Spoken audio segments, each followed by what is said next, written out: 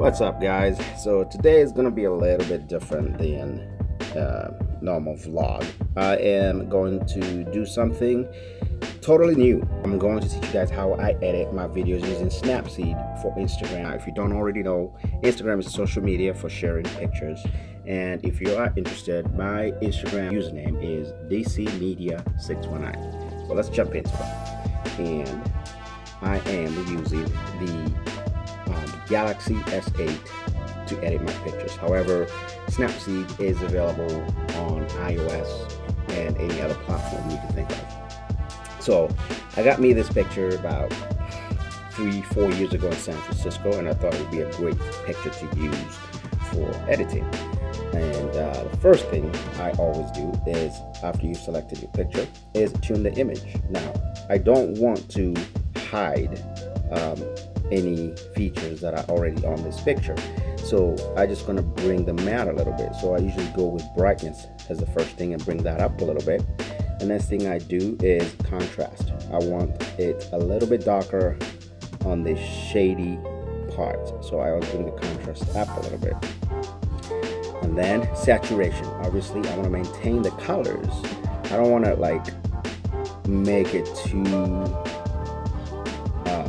colorful to where it's kind of fake, if you know what I mean. I'm just basically just bringing up a little bit of what is already on there. Now, ambience kind of brightens up the whole entirety of the picture. And then the highlights, I always bring those down. You always want low highlights. I don't want the picture to be overblown on some areas than others. And then the shadows, I definitely want those to be darker. So as far as the picture is concerned, I want the viewer to be able to tell that's a darker area, and as far as the sunlight goes. And then as far as warmth, I usually do not mess with that. I like to keep the picture profile as far as the temperature the same as when I captured it. So we just click on this little check mark here at the corner and we are good to go. That's the first thing that I do. The next thing that I do is go into details. This basically builds up the structure of the image, so it brings out sharper edges and the details of the picture. The next thing I do is sharpening. I just want a little bit sharper than it already is. And I don't want to make it too sharp, because what happens if you go too sharp, it kind of looks a little bit too fake, and I don't like that. So basically I just go just a little bit, about a 9, +9 always works for me. The next thing, now this is the important part, is the curves. Now what this does is basically evens out the highlights versus the darker areas. I always want to bring those out. Now with Snapseed, it has this little folder icon down here, and you have a select amount of filters that you can use to adjust your curvature. So I usually either will go for the faded sometimes, but you can play with each one and see which one works for you.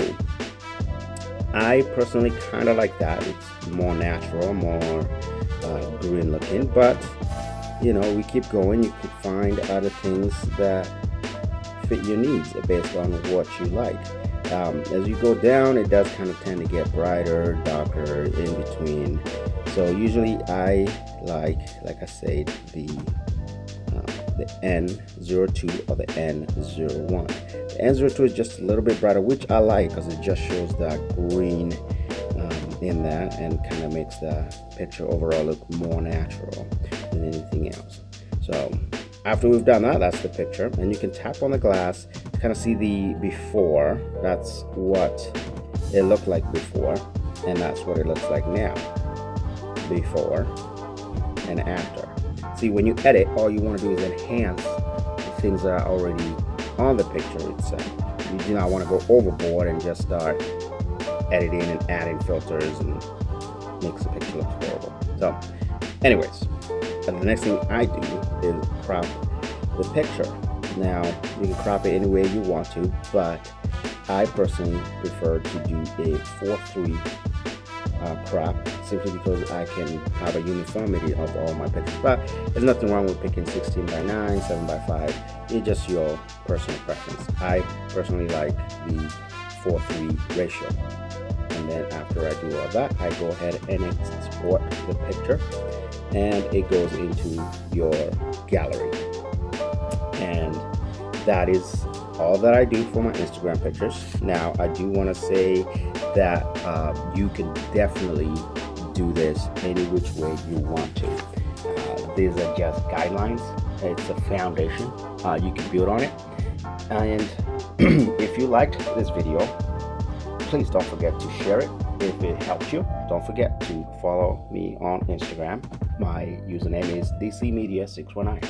I'm also on Facebook. You can search for me there. And if you enjoy these tutorials, please let me know in the comments below, and maybe I'll do more. Thank you for watching, and see you on the next one.